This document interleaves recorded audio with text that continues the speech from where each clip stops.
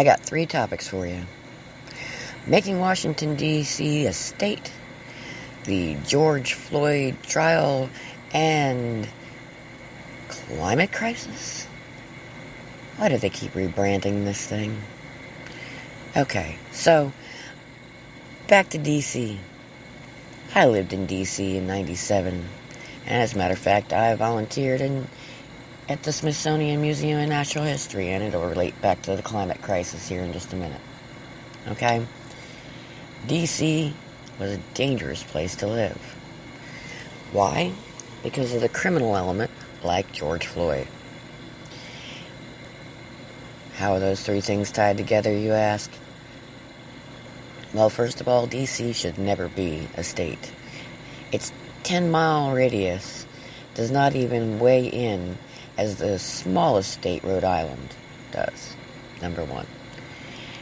There's no reason why it should become a state. It is the District of Columbia. What are they going to name the state? They can't name it Columbia. That would be weird. It just doesn't sound right. They can't name it Washington State because we already have one of those. Now, honestly, I think that's absolutely ridiculous. We have no need for making D.C. a state. D.C. is, at best, a city. And it's not the best city. And as I said, I lived there in 1997 for a summer. Well, from early spring until the fall, right around my birthday in October. And it was a scary but interesting place to live. You can't walk down the street in D.C. without being harassed by somebody who is basically begging for your money. But then 5 minutes later, you walk into a Subway to get a sandwich, and you see that person after they begged for the money out of their wheelchair, not acting injured, standing in line waiting for a sandwich. I mean, there's grifters there, non-stop, everywhere you look. Okay? That's just the way D.C. is. I worked at a Red Roof Inn. If you've ever been to D.C., you might have known it. Red Roof Inn right on the corner of Chinatown. I walked one day to the CVS, I believe it was, on the other end of Chinatown, which is only a couple blocks, to go get some toiletries and so on. And as I come back, somebody stops me in the middle of the road and starts trying to basically put me in a position where I'll hand over my belongings. Now, while this is happening, on the steps of a building in Chinatown, there is a Oriental fella, young guy, probably my age at the time, which was in my late 20s. And he just stands there and watches as this guy tries to, hem me in where he can snatch my purse or my bag or whatever the heck he's trying to do. And I took that bag, and it became a pair of nunchucks. And I whacked the crap out of that guy with that bag and made him run away. All while this guy on the steps just stands there, looking at me and the situation, and doesn't move a muscle like he's a statue. People in D.C., there's no camaraderie. They don't care. It's not a community. They don't give a hoot about each other. And here's another quick D.C. story.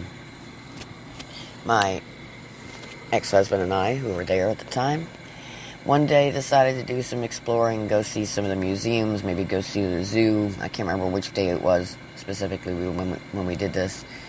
Well, we were coming up an escalator from the subway system, and 2 little girls, one who was probably, I don't know,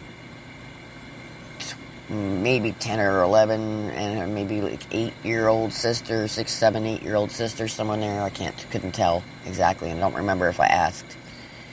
We're coming up the escalator, and the little one fell and got her finger pinched in the escalator. And I immediately rushed to her assistance. She's spurting blood everywhere.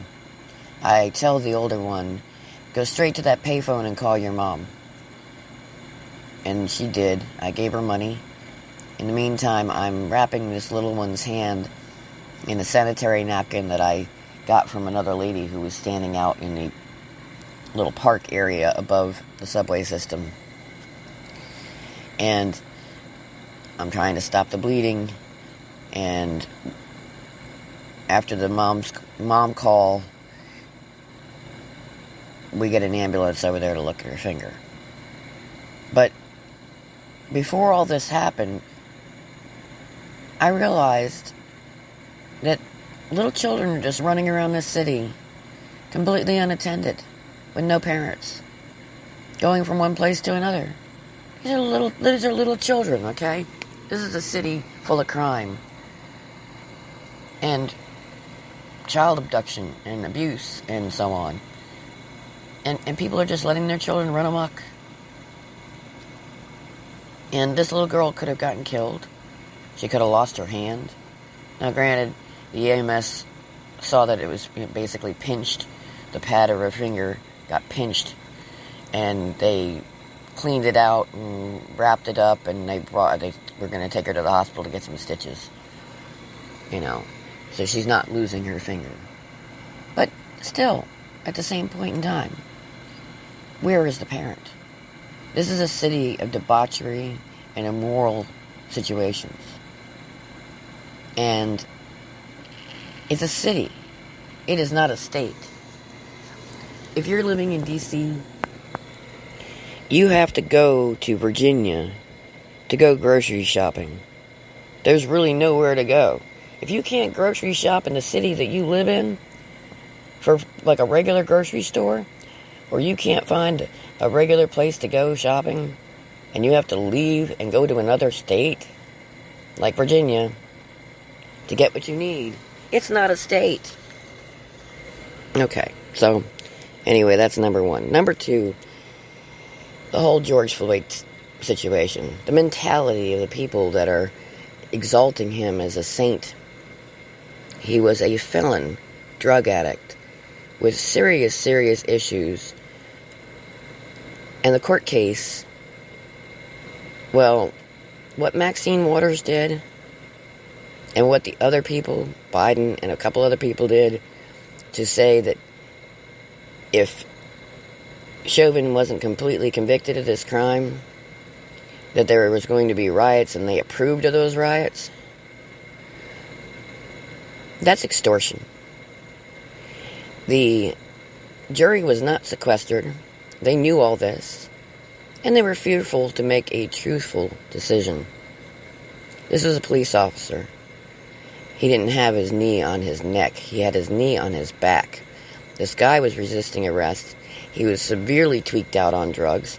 He had just stuffed his mouth full of fentanyl. There's video of it. I saw it. And he had a bad criminal history of being extremely abusive and violent. What do you expect the officer to do? Just let him run amok? He would have died anyway. He would have had a heart attack. He would have had an OD on the fentanyl he just shoved into his mouth. The mind frame of people who are exalting this guy is totally twisted. And part of that's because of our news. Our news lies and manipulates words. And there leads me to climate crisis. Manipulation of words. Linguistics. There is no climate crisis. Okay? We do have some stuff going on, though. Our sun is extremely active right now, and it's causing a lot of plate tectonic movement, volcanic activity, and earthquakes. There is nothing we can do about it. It happens. It's cyclical. It happens over and over again. And when I was in D.C., I worked in a lab, okay? And in that lab, we did sea core samples, and I was in charge of counting these little things called foraminifera, which are little critters that grow in the sea core, and they grow more and warm weather temperatures and less in cold weather temperatures, and my job was to count them. And I've actually looked at those cores, and I've seen the cold and the heat cycles, and the cold and the heat cycles, and the cold and the heat cycles over and over again. And I got to see the actual strike of the comet or meteor or whatever it was, undecided at that point, that caused the Great Flood. I also got to see the one that knocked the dinosaurs out. This was a 6-foot long core, give or take, maybe 3, I don't know. It was a pretty long core. And it doesn't take much space in the core to be able to actually see thousands and thousands and hundreds of thousands of years. And so, it was a very interesting experience. And the gentleman that I was working with, the scientist I was working with at the time, he was actually working on climate and trying to figure out what was going on with the climate. And he specifically told me that it was, from his research, cyclical. That, yes, human beings have a little effect locally on certain things, but, mostly pollution is the issue. Keeping our water clean, keeping our soil clean, etc., and our air, and not so much carbon emissions.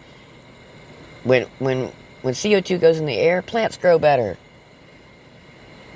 We just need to plant more plants. Everybody needs to have a rooftop garden in the city. Everybody needs to have flower beds and gardens in their yard and trees. We need to stop clear-cutting land. When we, in this area, people will come in and clear-cut the land and slap up mobile homes and sell them off. That's what they were doing 10 years ago. Just clear-cutting the land. Well, I looked at a piece of property like that, and I was like, where are all the trees? Oh, well, we always clear-cut the land before we put these homes out there. Well, that's going to cause a huge electric bill for this home that has no shade. And I wouldn't buy it. I walked away. So, it's management. It's not charging people CO2 taxes or whatever. It's not completely shutting down the oil industry. It's not all these other things they're trying to do. They're coercing people with wording. They're playing head games. They're striking at your fear. And fear is what makes people ill. Fear is what true evil is. If you can make people fear something, then they don't act. And then the people who are trying to instill the fear, those people win the game. There used to be a thing everybody put on the back of their windows. No fear. Well, you know what? This is a time for no fear. And I don't mean jump off the nearest cliff. I mean stop playing into their fear-mongering games. Stop listening to their fear-mongering BS. Stand up. Do your research. Pay attention. And when someone tries to manipulate you with fear, whether it be your friend, your boss, your mate, don't let it trigger you. Don't let it manipulate you. Stay on their path. Stay on your path. And do what you feel is right. Don't let people fear-monger you into taking, COVID things or wearing face diapers or anything else, or closing your businesses down. Stand up. Say, no, we're not playing your game. We're not going to be fear-mongered into your dialogue so that your story can play out and ours becomes destitute, disaster, and destruction. There is no destitute, disaster, and destruction if real people stand up for themselves. We have to be strong. We have to be centered. Meditation is an awesome thing. And if we have fears that rule our lives, like PTSD, we need to learn to conquer them. We need to know that fear, that feeling when When you hear that loud noise,